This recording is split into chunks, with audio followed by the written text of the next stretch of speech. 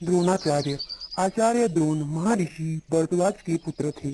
पांचाल नरेश का पुत्र द्रुपद भी द्रोण के साथ ही भरद्वाज आश्रम में शिक्षा पा रहा था। दोनों में गहरी मित्रता थी। कभी कभी राजकुमार द्रुपद उत्साह में आकर द्रोण से यहाँ तक कह देता था कि पांचाल देश का राजा बन जाने पर मैं आधा राज्य तुम्हें दे दूंगा। शिक्षा समाप्त होने पर द्रोणाचार्य ने कृपाचार्य की बहन से ब्याह कर दिया। उससे उनके एक पुत्र हुआ जिसका नाम उन्होंने अश्वत्थामा रखा। द्रोण अपनी पत्नी और पुत्र को बड़ा प्रेम करते थे। द्रोण बड़े गरीब थे। वे चाहते थे कि धन प्राप्त किया जाए और अपनी पत्नी व पुत्र के साथ सुख से रहा जाए। उन्हें खबर लगी कि परशुराम अपनी सारी संपत्ति गरीब ब्राह्मणों में बांट रहे हैं, तो भागे भागे उनके पास गए। लेकिन उनके पहुंचने तक परशुराम अपनी सारी संपत्ति वितरित कर चुके थे और वन गमन की तैयारी कर रहे थे। द्रोण को देखकर वह बोले, ब्राह्मण श्रेष्ठ, आपका स्वागत है, पर मेरे पास जो कुछ था वह मैं बांट चुका हूँ। अब यह मेरा शरीर और धनुर्विद्या ही है। बताइए मैं आपके लिए क्या कर सकता हूँ। तब द्रोण ने उनसे सारे अस्त्रों के प्रयोग तथा रहस्य सिखाने की प्रार्थना की। परशुराम ने यह प्रार्थना स्वीकार कर ली और द्रोण को धनुर्विद्या की पूरी शिक्षा दे दी। कुछ समय बाद राजकुमार द्रुपद के पिता का देहावसान हो गया और द्रुपद राजगद्दी पर बैठा। द्रोणाचार्य को जब द्रुपद के पांचाल देश की राजगद्दी पर बैठने की खबर लगी तो यह सुनकर वह बड़े प्रसन्न हुए और राजा द्रुपद से मिलने पांचाल देश को चल पड़े। उन्हें गुरु के आश्रम में द्रुपद की लड़कपन में की गई बातचीत याद थी। सोचा यदि आधा राज्य ना भी देगा तो कम से कम कुछ धन तो जरूर ही देगा। यह आशा लेकर द्रोणाचार्य राजा द्रुपद के पास पहुंचे और बोले, मित्र द्रुपद, मुझे पहचानते हो ना? मैं तुम्हारा बालपन का मित्र द्रोण हूँ। ऐश्वर्य के मद में मत हुए राजा द्रुपद को द्रोणाचार्य का आना बुरा लगा और द्रोण को अपने साथ मित्र का सा व्यवहार करना तो और भी अखरा। वह द्रोण पर गुस्सा हो गया और बोला, ब्राह्मण, तुम्हारा यह व्यवहार सज्जनोचित नहीं है। मुझे मित्र कहकर पुकारने का तुमने साहस कैसे किया? सिंहासन पर बैठे हुए एक राजा के साथ एक दरिद्र प्रजाजन की मित्रता कभी हुई है? तुम्हारी बुद्धि कितनी कच्ची है। लड़कपन में लाचारी के कारण हम दोनों को जो साथ रहना पड़ा, उसके आधार पर तुम द्रुपद से मित्रता का दावा करने लगे। दरिद्र की धनी के साथ, मूर्ख की विद्वान के साथ और कायर की वीर के साथ मित्रता कहीं हो सकती है? मित्रता बराबरी की हैसियत वालों में ही होती है। जो किसी राज्य का स्वामी ना हो वह राजा का मित्र कभी नहीं हो सकता। द्रुपद की इन कठोर पंक्तियों को सुनकर द्रोणाचार्य बड़े लज्जित हुए और उन्हें क्रोध भी बहुत आया। उन्होंने निश्चय कर लिया कि मैं अभिमानी राजा को सबक सिखाऊंगा और बचपन में जो मित्रता की बात हुई थी उसे पूरा करके चैन लूंगा। वह हस्तिनापुर पहुंचे और वहां अपनी बहन के भाई कृपाचार्य के यहाँ गुप्त रूप से रहने लगे। एक रोज हस्तिनापुर के राजकुमार नगर से बाहर कहीं गेंद खेल रहे थे कि इतने में उनकी गेंद एक कुएं में जा गिरी।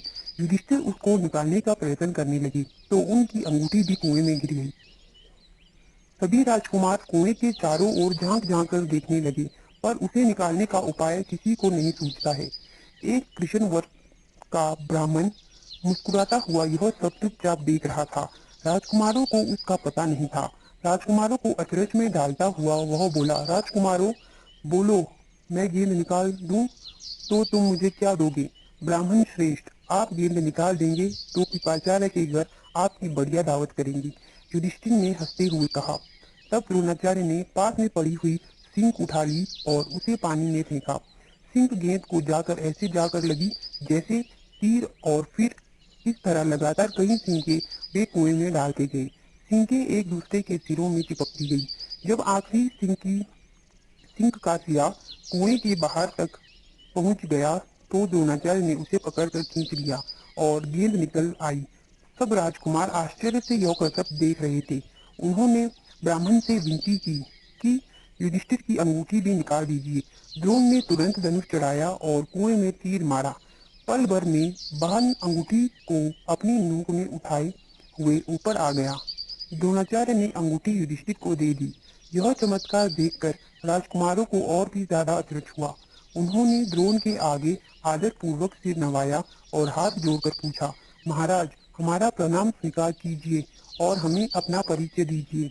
कि आप कौन हैं? हम आपकी क्या सेवा कर सकते हैं? हमें आज्ञा दीजिए। द्रोण ने कहा, राजकुमारों, यह सारी घटना सुनाकर पितामह भीष्म से ही मेरा परिचय प्राप्त कर लेना। राजकुमारों ने जाकर पितामह भीष्म को सारी बात सुनाई तो भीष्म ताड़ गए कि हो ना हो वे सुप्रसिद्ध आचार्य द्रोण ही होंगे। यह सोचकर उन्होंने निश्चय कर लिया कि अब से राजकुमारों की अस्त्र शिक्षा द्रोणाचार्य के ही हाथों पूरी कराई जाए। बड़े सम्मान से उन्होंने द्रोण का स्वागत किया और राजकुमारों को आदेश दिया कि वे गुरु द्रोण से ही धनुर्विद्या सीखा करें। कुछ समय बाद जब राजकुमारों की शिक्षा पूरी हो गई तो द्रोणाचार्य ने उनसे गुरु दक्षिणा के रूप में पांचाल राज के द्रुपद को कैद कर लाने के लिए कहा। उनकी आज्ञानुसार पहले दुर्योधन और कर्ण ने द्रुपद के राज्य पर धावा बोल दिया, पर पराक्रमी द्रुपद के आगे वो न ठहर सके, हार कर वापस आ गए। तब द्रोण ने अर्जुन को भेजा। अर्जुन ने पांचाल राज की सेना को तहस नहस कर दिया और राजा द्रुपद को उनके मंत्री सहित कैद करके आचार्य के सामने ला खड़ा किया।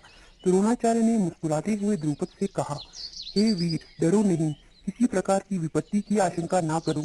लड़कपन में तुम्हारी हमारी मित्रता थी, साथ साथ खेले कूदे उठे बैठे। बाद में जब तुम राजा बन गए तो ऐश्वर्य के मद में आकर तुम मुझे भूल गए और मेरा अपमान किया। तुमने कहा था कि राजा ही राजा के साथ मित्रता कर सकता है।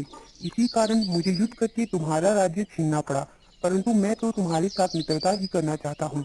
इसलिए आधा राज्य तुम्हें वापस लौटा देता हूँ, क्योंकि मेरा मित्र बनने के लिए भी तो तुम्हें राज्य चाहिए ना।